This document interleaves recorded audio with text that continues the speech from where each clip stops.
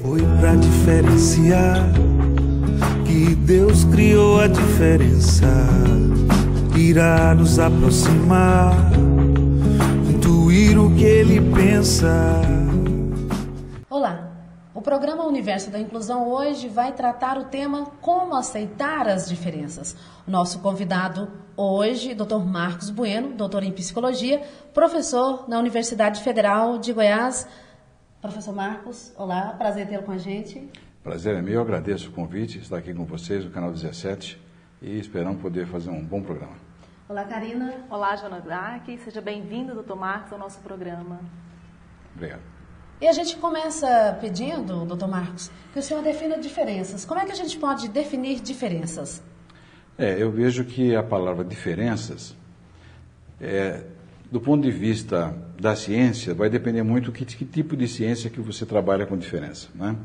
Se é uma ciência social, é muito abrangente. Então, na verdade, todos nós, seres humanos, nascemos diferentes um do outro, né? Geneticamente, nós somos diferentes, né? Do ponto de vista emocional, intelectual, espiritual, enfim, não tem pessoa que seja um modelo semelhante ao outro, igual ao outro, né? Todos nós temos semelhanças, aspectos genéticos, emocionais, de inteligência, parecidos, né? Mas somos diferentes. O problema é que essa palavra diferenças, ela tem uma carga de preconceito, de medo, de ignorância muito grande, né? Então existem determinadas camadas da cultura humana em que tenta agrupar pessoas segundo determinado padrão. Ou é um padrão social, um padrão econômico, né? E aí com isso querem que aquele grupo seja um grupo igual.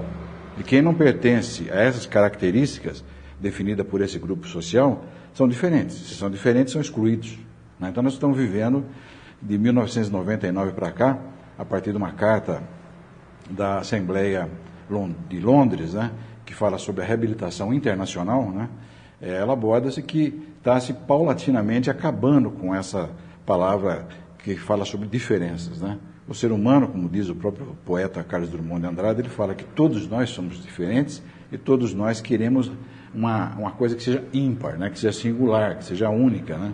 Mas eu creio que esteja muito relacionado esse conceito de diferença a um conceito de uma certa utopia, de querer que todo mundo, né, faça parte de um grupo que tenha uma certa homogeneidade. Se a gente for voltar um pouco na história, nós vamos voltar aqui à Alemanha nazista, né, onde uma das propostas lamentáveis do Hitler era esse, né, em que havia uma classe dos arianos, né, e assim como tem em todas as épocas humanas, sempre tem aqueles ditadores, aqueles tirânicos, né, reis, enfim, presidentes, enfim, que tentam de alguma forma governar através de um padrão. Então a gente vê que a diferença, ela é uma oposição a um padrão, né?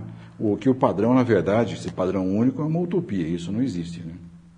Doutor Marcos Bueno, e na atualidade, as diferenças têm sido respeitadas, na sua opinião? Eu vejo que, assim, nesses últimos, eu diria que, pelo que a gente tem lido, acompanhado um pouco, nesses últimos 50 anos, as sociedades, de uma forma geral, né, e especialmente no primeiro mundo, elas têm um conceito, uma definição, um respeito à dignidade humana melhor, né, e com isso as diferenças se diminuem, né, porque o grande desafio da humanidade nesse século XXI, o que é? É diminuir as diferenças. Falar que vai sumir as diferenças, né, reduzir a zero as diferenças, isso é um sonho. Sim. Mas a gente percebe, o próprio Brasil, né, tem evoluído bastante com relação a esse respeito, né, a questão da diferença. Mas é uma conquista, depende também, eu até costumo comparar assim, que a questão da diferença está relacionada ao quê? A sociedade, né, de um lado você tem uma sociedade, você tem uma cultura e você tem a educação, né? Essa aqui eu vejo que é a trilogia que explica para todos nós o impacto das diferenças na vida humana, né? Todos nós temos uma ansiedade de viver uma vida boa, uma vida com qualidade, uma vida vivida, né, como dizia o saudoso Nietzsche, né? Mas para viver essa vida com vida, é preciso que a gente aceite o outro. E aceitar o outro envolve uma amplitude de amadurecimento, né, voltar aqui a Gandhi, né, muito grande, né, porque nós temos um problema com relação à cor, aí vem o racismo.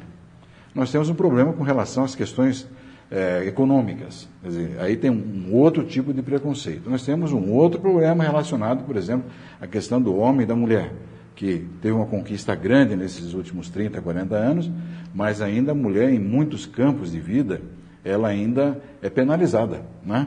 Nós temos, por outro lado, as questões que eu considero a mais polêmica de todas as diferenças, que é as questões da sexualidade, né? Da homossexualidade e da heterossexualidade. Quer dizer, desde Freud, se é que a gente pode buscar um pouquinho na história da sexualidade humana, a gente tem que falar em Freud, né? Quer dizer, naquela época, nós estamos falando isso, o século passado, né? Já se sabia muito pouco, o próprio Freud acabou sendo expulso da Sociedade Médica de Viena, na época, justamente para abordar esse tema, que na época, né, há 100 anos atrás, era um tema preconceituoso, e hoje continua sendo, né? Hoje nós temos muita dificuldade de trabalhar a questão da sexualidade. Então, eu considero até essa temática, que hoje está bastante sendo falada na mídia, a questão da homofobia, né, que está aí, inclusive, falado muito na área política, né? Mas, à medida que se fala, que se discute, que tem espaço, eu vejo que as diferenças vão paulatinamente diminuindo. Agora, doutor Marcos, tem algum trabalho científico assim que a gente pode destacar com relação a diferenças? Tem, sim, sem dúvida nenhuma. A gente costuma dizer na universidade, a gente chama de academia, né? Academia do conhecimento, né? O laboratório do conhecimento, onde se procura produzir o conhecimento ali, né? Então, as diferenças, principalmente na área das ciências sociais, né? Que a gente fala aqui sociologia, mas as ciências sociais, né? Na psicologia, muito na psicologia, na antropologia, na filosofia e sociologia, tem muitos trabalhos, né? Tanto a nível de trabalho de graduação, pós-graduação, mestrado, né? Doutorado, né? Que hoje tem realmente, nós não podemos citar quanto tem desse trabalho, mas a gente sabe que tem muito trabalho, se produz muito nessa área que envolve questões sociais. Hoje a temática social, né? Nessas áreas que envolve a área de educação, as áreas sociais e sociais aplicadas, né? E que envolve sociologia, psicologia, educação, né? Antropologia, né? Principalmente no campo da antropologia, tem se produzido muitos trabalhos acadêmicos. É difícil da gente aqui enumerar esses trabalhos, mas é um campo de estudo que tem sido bastante desafiador, né?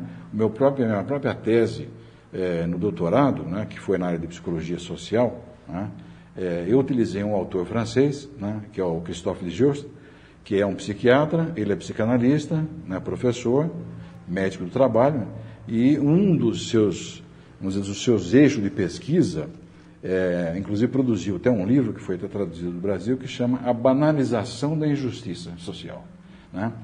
A banalização da injustiça, ela é um grande guarda-chuva para esse tema que hoje o programa está comentando das diferenças. Sim. Entendeu? E ele cita muitos casos na França, na Europa, né, e aqui no Brasil, ele vem todo ano para cá, né, onde, inclusive, muito da tese eu tive por base esses trabalhos do Desjours na França. Ótimo. Em relação aos padrões de normalidade, como que nós podemos lidar, doutor Marcos Bueno, com os padrões de normalidade? Muito bem colocado pela Karine, né? Inclusive, retornando ao Desjours. Um dos temas também do Desjours, já que o Desjours é um psiquiatra, um professor hoje, que ele tem na realidade, ele tem um foco muito grande na área das organizações, isto é, no mundo do trabalho, né? E dentro desse mundo do trabalho, o Desjours vem pesquisando nesses últimos 40 anos a patologia do trabalho, depois ele passou para a psicodinâmica do trabalho, e hoje ele faz muita pesquisa onde ele chama a normalidade do trabalho. Quer dizer, o que significa normal, né? Essa questão da normalidade, ela também é um conceito que tem um preconceito por trás. Alguém define, né, que isso é normal. E o que é normal? É o normal para uma determinada classe, uma categoria profissional, né, para uma disciplina, enfim, para uma ciência, né? Então, a abordagem da normalidade, o que o Desjours vem falando, e outros cientistas também têm abordado isso, né? Que a normalidade está se ampliando. Porque antes, a normalidade, como eu comentei, ela estava definida por uma classe, uma ciência, uma disciplina. Hoje, a sociedade em geral, ela está tendo a oportunidade de opinar sobre muita coisa que ela não podia opinar. Então, o conceito de normalidade hoje também está se ampliando. Entre o que é normal e o anormal, né? Está se diminuindo muito essa distância entre aquilo que é anormal. Por exemplo, vou falar um exemplo rápido aqui, né? Na psiquiatria, os doentes mentais graves eram considerados anormais. E foi assim durante mais de 250 anos, né? Aí, o que aconteceu? Vamos falar do Brasil, né? Para dar um exemplo brasileiro aqui, né? Nós tivemos uma psiquiatra brasileira, alagoana, né? Chamada Anísia da Silveira. Essa psiquiatra foi a única médica formada na turma dela em Salvador, na Bahia, no começo do século passado, e depois de alguns anos, inclusive, foi até presa, né? Justamente por defender ideias democráticas, né? Ideias sociais, né? Ela foi trabalhar no hospital psiquiátrico no Rio de Janeiro. E lá, naquela época, os doentes mentais, como é que eles eram tratados? Segregação, isto é, viviam excluídos da sociedade, viviam praticamente num hospital que era um manicômio, né? Não tinham acesso à família, familiares, não tinha afetividade, não tinha nada, né? Tratava com eletrochoque, insulinoterapia, né? E além dos aspectos de agressividade que eles sofriam. O que a doutora Anísia fez? Ela criou no Rio de Janeiro o chamado museu, né? Hoje é um museu, naquela época foi um instituto, né? Instituto da Imagem, onde ela trabalhava a recuperação desses doentes mentais graves, como é o caso dos esquizofrênicos, né, que são os mais graves, com pinturas. Isto é, arte e terapia, né? Então, eles faziam mandalas, né? E com esse trabalho de fazer os internos trabalhar com mandalas, com pinturas, eles conseguiam se ressocializar, né? E hoje esse instituto existe, é o Museu do Inconsciente, né, da Imagem do Inconsciente no Rio de Janeiro, e ela fez um trabalho que ela conseguiu desmistificar, né, que a loucura tem que estar separada da sociedade. E aí a gente vai voltar ao quê? Ao Michel Foucault, que foi um extraordinário, né, professor dessa área, especialmente da área do direito e da psicologia social, fez terríveis críticas, né, a essa sociedade normótica, doente, porque o que nós estamos falando aqui é que a diferença ela é em função da saúde da sociedade. E vários autores falam como pode uma sociedade doente querer classificar quem é são e quem é doente, né? Por exemplo, Jean-Yves Leloup, que é um grande psicólogo francês, né? Ele fala que a nossa sociedade humana ela está normótica. O que é normótica? Normótica vem de normose, é uma patologia social. Então a sociedade está doente, né?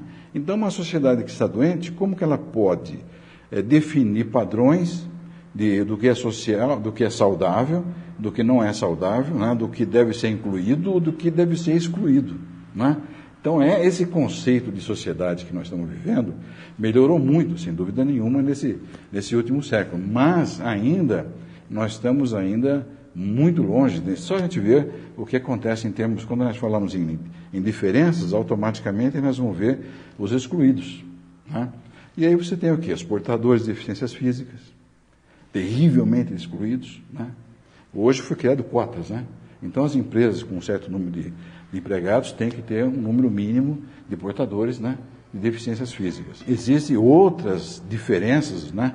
Outras dificuldades humanas que ainda nem... Porque a cota, ela é uma constatação da incapacidade social.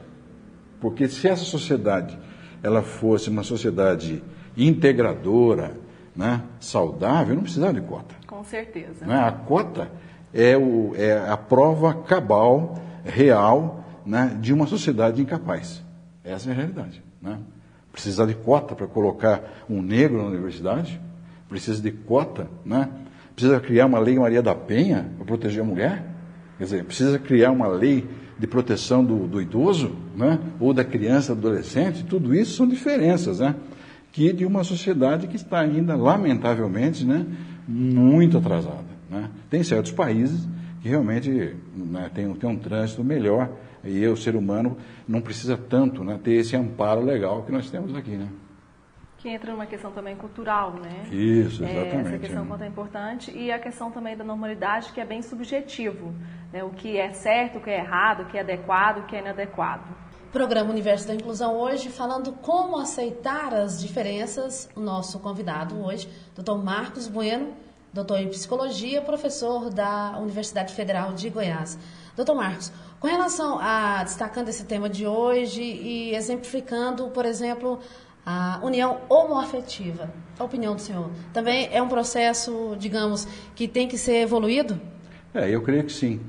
já que a pergunta que eu coloco é a seguinte: são seres humanos? São. Se são seres humanos, né? Como disse, tem uma frase do Morgan Freeman, né, um grande ator americano, fantástico, né, negro, né? E tem uma postagem dele no Facebook, que eu acho que vocês devem ter visto, né? Onde ele faz uma crítica dura, né, com relação às cotas dos negros, né, dos próprios, questão do homoafetivo, né? Ele fala assim que esse não é um problema de cota, é um problema da sociedade, né? É um problema da sociedade, né? Eu vejo que essa questão que está relacionada à homofobia, né, que hoje está em voga, a gente percebe também, assim, a minha leitura, né, que muito aí tem uma carga mediática, entendeu? Eu acho que a mídia, ela precisa ser vendida. Então, o que ela faz? Ela pega bodes expiatórios, como dizia o saudoso Foucault, né, e o grande psiquiatra italiano Franco Basaglia, né, que falava sobre isso, né?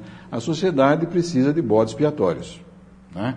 Ou para justificar os seus erros, né, as suas santas inquisições, ou ela então precisa vender, né? Quer dizer, nossa sociedade é uma sociedade profundamente mercantilista, consumista, né?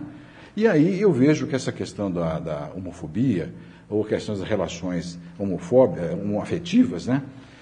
Eu vejo que nós devemos encará-la como muitas tribos indígenas encaram, né? Eu, como sempre gostei muito de antropologia, né, desde a época de faculdade, né? De vez em quando eu dou uma mergulhada lá em alguns vídeos, né, que falam sobre as questões antropológicas, né, voltando aos velhos tempos de Margaret Mead, né?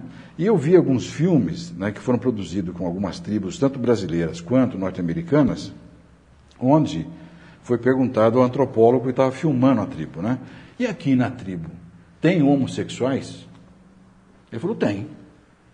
Vocês estão vendo algum aqui?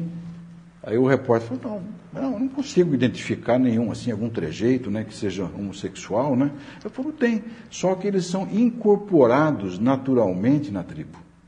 A tribo não vê que esse seja um problema. O problema é um problema da civilização branca, que encara isso como um problema. Para eles, não. Para eles, o índio homossexual, né, tanto masculino quanto feminino, ou aquela relação que não deu certo, eles veem isso com muita naturalidade, né? Então, o que a gente vê, que essa questão que está envolvendo hoje as relações, né, homoafetivas e a homofobia, né, é uma questão cultural. No fundo, né, é uma questão cultural. Não precisaria, né, que a imprensa ficasse com os olhos tão abertos para essa situação, né? Até porque, quando você dá muita visibilidade a um assunto do qual você não conhece, né, a possibilidade que tem da gente fazer um viés, né, negativo sobre aquilo é muito grande. Por exemplo, hoje a imprensa, a gente sabe disso, jornal, televisões, enfim, né, está se falando muito isso, especialmente nesse caso desse deputado lamentável lá no Congresso Nacional, né? Então, o que a gente vê que aí se gera, né, muita expectativa, especialmente com relação dentro da família, né, com os pais e os filhos, e esse é um dos temas que os pais não estão preparados para poder conversar com seus filhos. Como que um pai e uma mãe vai explicar para um filho, hoje de 5 anos, né, sobre esse assunto da homossexualidade? Como é que ele vai explicar? O que ele está vendo na televisão? Ele não está preparado para isso, né? Então eu vejo que tem uma preocupação muito grande apenas da divulgação, e aí nós vamos ter 2 grupos, né? Aqueles grupos radicais, né, fundamentalistas, né, que são contras, se acham acima do bem e do mal, né, que eles podem tudo, né, e você tem um outro grupo que são segregados, né, que são praticamente excluídos da sociedade, e excluídos do trabalho, da escola, da família, enfim, do meio social, né. Então nós estamos vivendo, hoje eu vejo que essa questão hoje é um grande desafio, né, que começa pelos governantes, né. Os governos têm que tratar desse assunto de uma forma mais natural, né? Menos patológica. Eu não acho que isso seja patológico. Eu não acho que isso seja patológico, né? Então, isso eu vejo que é falta por quê? Porque nós, durante muitos anos, não estudamos esse assunto, não conhecemos esse assunto, somos verdadeiros analfabetos. Em termos de afetividade, amor e sexualidade, a verdade é essa. Somos verdadeiros analfabetos. Na educação, a gente chamava antes que tinha os analfabetos, né? Que não sabiam nem escrever. Aí depois criaram uma nova terminologia, que são os analfabetos funcionais. que apenas assinavam um nome para receber o seu pagamento, não é? Assinavam o mínimo, né? Hoje nós já temos analfabetos digitais, que é aqueles que não têm acesso à internet, né, aos meios de comunicação digital. E nós temos agora uma outra categoria, que está se falando pouco, né, mas vai se falar muito, que são os analfabetos afetivos sexuais, né? Porque a verdade é essa, né? Nós somos incompetentes nessas duas áreas, né? Tanto é verdade que o número de separações hoje é infinitamente maior do que há 20, 30 anos atrás. Por quê? Porque nós não se preparamos para isso. As relações mudaram, né? O formato, o padrão, o jeito, a maneira, né, de se relacionar hoje afetivamente, sexualmente, mudou, né? Só que nós não estamos sabendo lidar com isso. Então é um grande desafio que nós temos pela frente. Cada ser é só um, cada um com sua crença. Tudo é raro, nada